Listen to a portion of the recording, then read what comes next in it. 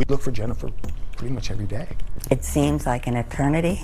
Luckiest criminal alive to have footage parking her car, backing out, parking it meticulously, wiping the car down, 32 seconds, and he walks away.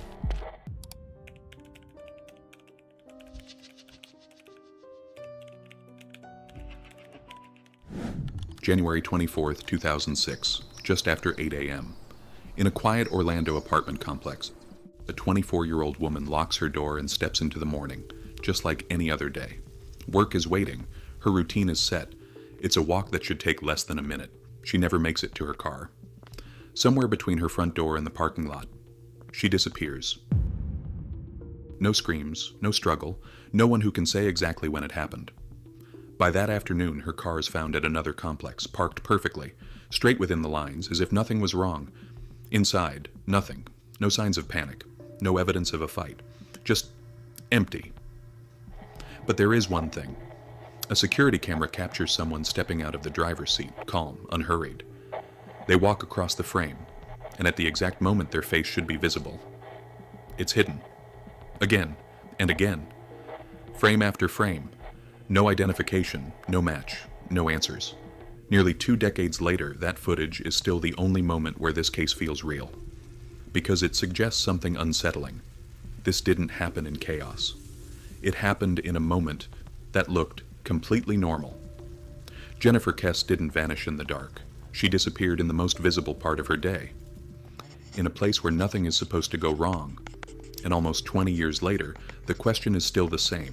How does someone vanish in a space that small, without leaving a single trace? I personally still think that Jennifer was taken out of the area, state, and maybe country very quickly. Not specifically for Jennifer, specifically for a female. The sun rose over Orlando like it always did. Warm, steady, indistinguishable from any other Tuesday. Nothing about that morning suggested anything would be different. Jennifer Kesse was 24, independent, focused, the kind of person who built her life step by step and made it look effortless. A recent graduate from the University of Central Florida with a degree in finance, she had just been promoted at her job. She'd moved into her own condo at the Mosaic complex, Unit 2, 226, second floor. Her space, her routine, her life, fully in motion. To her parents, she was the daughter who always checked in. To her younger brother Logan, she was the one who looked out for him. To everyone else, she was reliable, someone who knew exactly where she was going. The night before, January 23rd, she returned home from a weekend trip to St. Croix with her boyfriend Rob Allen. They spoke on the phone later that evening, a small disagreement. Nothing unusual. Before hanging up, she told him she loved him. The next morning looked exactly the way it should. A damp towel on the floor, makeup left out on the counter, clothes spread across the bed, evidence of a decision not yet made, the quiet, unfinished details of an ordinary day. But in the weeks leading up to that morning, something had shifted. Jennifer had started to feel uneasy. The Mosaic complex was undergoing renovations, construction crews moving in and out, unfamiliar faces around the building, men she didn't know, lingering looks, moments that didn't seem like much on their own, but didn't feel right either. She adjusted in small ways, stayed on the phone when workers were nearby, waited at her door until they left. Nothing specific, nothing she could point to and say, that's the problem. And on the morning of January 24th, she followed her routine anyway. She got ready for work, gathered her things, locked the door behind her. It was a walk that should have taken less than a minute. There is no confirmed moment where anything clearly went wrong. No sound.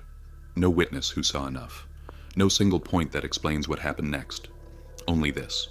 Jennifer Kesse stepped out of her apartment, and somewhere in the short distance between her front door and her car, she disappeared. The last time anyone heard Jennifer Kesse's voice was the night before. Tuesday, January 24th, 2006, 7:30 a.m. By now, she should have been on her way out, locking her door, heading down the short path to her car. It was a routine measured in seconds. There's no record of her leaving. No one who can say they saw her. Only the absence of everything that should have happened next. 8 a.m. Her phone stays silent. Every morning, she called her boyfriend on the way to work. That call never comes. He tries to reach her, no answer, again. Straight to voicemail. By late morning, the silence starts to spread. At 11 a.m., her office notices she hasn't shown up. Jennifer had never missed work, not once. They call her parents. Within minutes, something shifts from concern to certainty. This isn't like her. That afternoon, her family arrives at her condo. Nothing is disturbed. The door shows no sign of forced entry. Inside, everything is exactly where it should be. Except for one thing. She's not there. Her purse is gone, her keys are gone, her phone is gone. It doesn't look like a scene, it looks like an interruption. But outside, someone remembers something. Around 7:40 a.m., a neighbor had seen her black Chevy Malibu leaving the complex. The movement stood out, not fast, not fleeing, just wrong, unsteady, slightly erratic. Then the car disappears. No confirmed sightings, no direction. For hours there is nothing, until just after noon. Roughly a mile away, a security camera captures a familiar vehicle entering another condo complex. It's her car. The driver pulls in slowly, chooses a parking space, aligns the car perfectly within the lines, then waits. Nearly 30 seconds pass. No movement, no hesitation, just stillness. Then the door opens. A single person steps out. Their posture is relaxed, their pace unhurried. They walk across the frame, and at the exact moment their face should be visible, it's blocked. Again and again, every frame obscured. The person disappears out of view, and just like that, the last visual trace of Jennifer's morning is gone. When investigators process the car, they find nothing. No fingerprints, no usable DNA. The interior had been wiped clean, deliberately. Whoever had been inside that vehicle had time. Time to park, time to sit, time to leave without rushing. Which raises a question that still hasn't been answered. If Jennifer left on her own, why does someone else appear in her car? And if she didn't, what happened in the space between her front door and that driver's seat? Orlando police arrived at the Mosaic complex on the afternoon of January 24, 2006. At first glance, there was nothing that clearly indicated a crime. No forced entry, no signs of a struggle, no visible disruption inside the apartment. Everything was in place, except for Jennifer Kesse. Early on, investigators had to consider the most straightforward possibilities. A voluntary disappearance, a sudden decision to leave. She was 24, independent, starting a new phase of her life. But that theory began to fall apart almost immediately. Jennifer didn't leave without contact. She didn't miss work. She didn't disappear without a trace of intent. And there was no sign that she had planned to. The focus shifted. Investigators turned to the last confirmed location anyone could tie her to, the area around her apartment. The timing was narrow. Somewhere between leaving her front door and reaching her car, something had happened. But there were no witnesses who could define that moment, no sound. No interruption anyone could clearly describe. Just a gap. Attention moved outward. The Mosaic complex itself presented a problem. At the time, parts of the property were still under renovation. Construction crews moved through the buildings daily. Units were unfinished. Access points weren't always secured. People came and went. Not all of them were easily identified after the fact. Investigators conducted interviews, residents, workers, anyone who had been in the area that morning. But the timeline didn't tighten. It fractured. Some accounts overlapped. Others contradicted each other. Many added nothing definitive at all, and the further they looked, the less stable the picture became. Records for temporary workers were incomplete. Names didn't always match. Some individuals had already left the area. Others were never clearly identified. Potential leads began to dissolve before they could be fully explored. The surveillance footage, one of the few concrete pieces of evidence, didn't clarify things. It confined them. The individual seen with her car could not be identified. No face, no usable distinguishing features, just movement. From that point forward, the investigation faced a limitation that couldn't be worked around. There was no confirmed interaction. No verified sequence of events between Jennifer leaving her apartment and her car appearing at another complex. No clear indication of where control was lost or taken. Search efforts expanded beyond the complex. Nearby properties were canvassed. Areas along possible routes were checked, but nothing connected cleanly back to her. No physical evidence, no reliable witness. No location that could be tied with certainty to what happened after she stepped outside that morning. Over time, the case didn't move forward, it narrowed, not into answers, but into the same unanswered space, a short distance, a missing interval, a moment no one could reconstruct. Because in this investigation, the critical point was never what was found. It was what couldn't be established. The missing minutes, the unseen interaction, the exact place where something ordinary became irreversible, without leaving anything behind to define it. And that is where the case remains, not solved, not closed, just unresolved. Years later, the structure of the case hasn't changed. The same timeline, the same footage, the same missing minutes no one has been able to account for. Every explanation begins at the same point. A young woman steps out of her apartment on a Tuesday morning, walking a distance that should take less than a minute, and somewhere in that space, something interrupts it. One possibility is the simplest, that Jennifer Kesse left on her own. No forced entry, no signs of a struggle, nothing inside the apartment that suggests urgency. At a distance, it almost works, but the closer you look, the more it falls apart. She didn't take anything that indicated preparation. No packed belongings, no attempt to withdraw money or create distance. There's no activity after that morning, no digital trace, no contact, no continuation. And then there's her car. Because wherever she went, she didn't take it with her in a way that makes sense. Someone else ended up behind the wheel. That alone is enough to break the theory. Another possibility is that something happened just outside her apartment, not inside, not planned in advance. A brief encounter, close, contained, over in seconds. In a space that small, timing becomes everything. A few steps earlier, nothing happens. A few steps later, she's in her car and gone. It would have required precision, proximity, and a moment where she was completely unguarded. But if that's what happened, it left nothing behind. No confirmed witness, no physical evidence recovered from that path, no interruption anyone could clearly describe after the fact. If it occurred that quickly, it also erased itself just as cleanly. Attention often returns to the environment. The Mosaic complex wasn't static at the time. It was active, open, difficult to control. Construction crews moved through the property daily.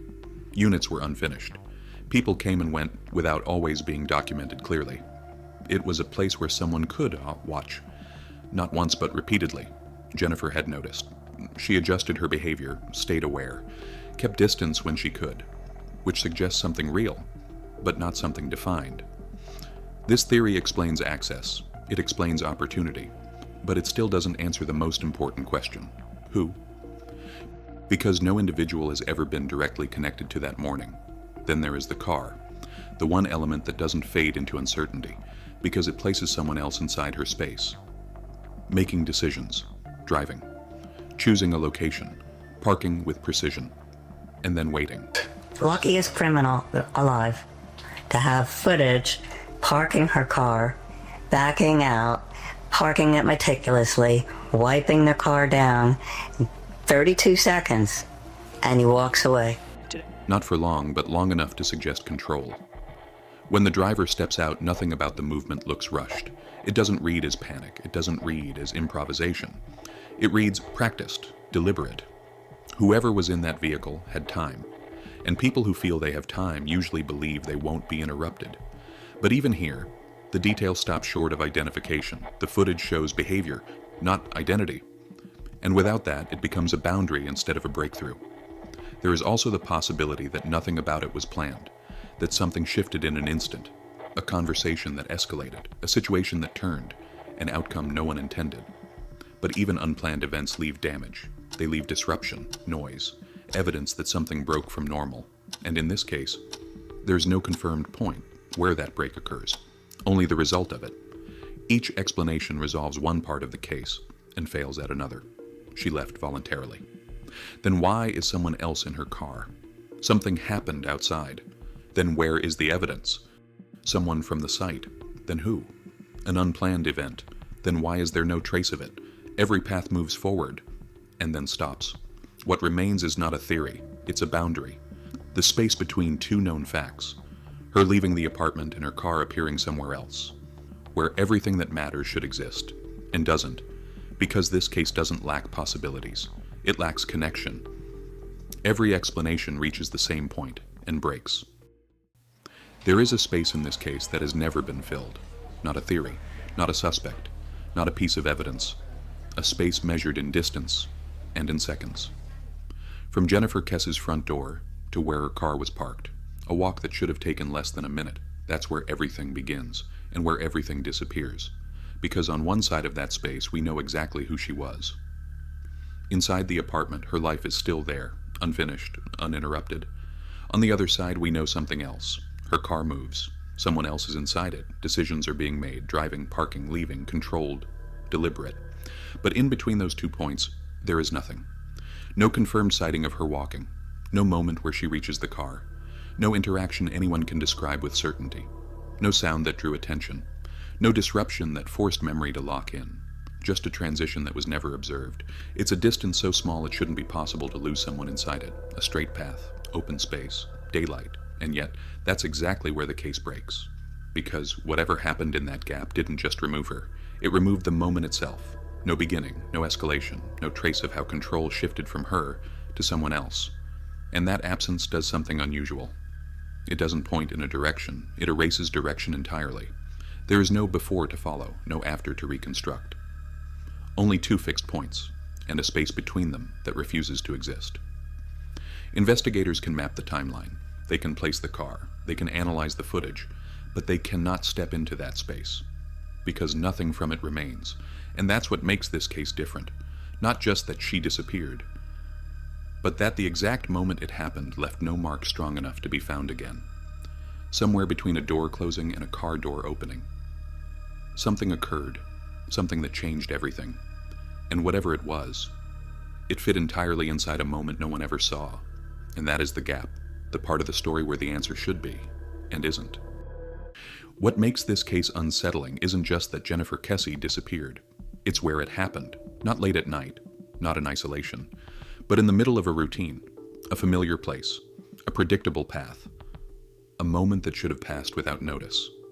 There's an assumption we carry without thinking, that visibility offers protection, that proximity to others creates safety, that ordinary spaces are, by default, controlled. But this case doesn't follow those rules, because nothing about that morning stood out. And still, something irreversible took place. It raises a question that doesn't have a clear answer. How much can happen in a moment that looks completely normal?